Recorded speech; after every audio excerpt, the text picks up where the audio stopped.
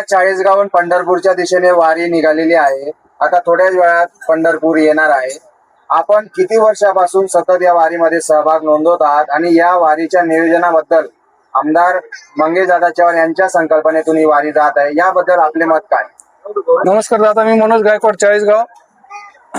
दादांनी जी 6 वर्षापासून वारी सुरुवात केलेली आहे, अत्यंत सुंदर असे गोरगरिबाला, बंधू भगिनींना आणि म्हाताऱ्यांना सर्वांना घेऊन ही वारी चाळीसगाववरून निघते। रात्रीचा प्रवास असतो। सर्वांना सुख सुविधायुक्त, सर्वांना रात्री प्रत्येकाची व्यवस्था करून देतात दादा।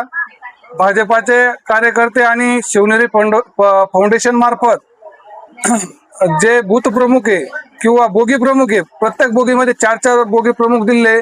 त्या बोगी प्रमुखांनी सर्वांची व्यवस्था करून दिली।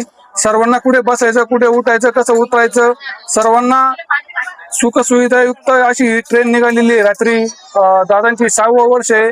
मंगेश दादा माझ्या मताने महाराष्ट्रात एकमेव असे आमदार असतील की पंढरपूर वारीसाठी फक्त एवढा मोठा खर्च गोरगरीब आणि शेतकरी मायबापासाठी चाळीसगाव तालुक्यात करणारे फक्त मंगेश दादा एकमेव महाराष्ट्रात माझ्या मते आमदार आहेत।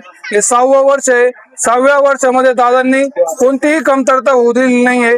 तिथं गेल्यानंतर विठ्ठल रुक्मिणीचं दर्शन घेतल्यानंतर त्या दर्शन झाल्यानंतर सर्वांची जेवणाची पुन्हा व्यवस्था आहे, पुन्हा संध्याकाळी जेवणाची व्यवस्था आहे, पुन्हा परत फिरण्याची व्यवस्था आहे।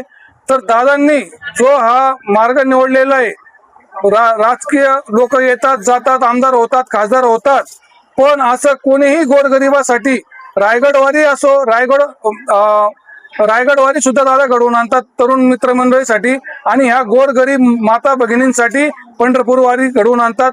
धन्यवाद।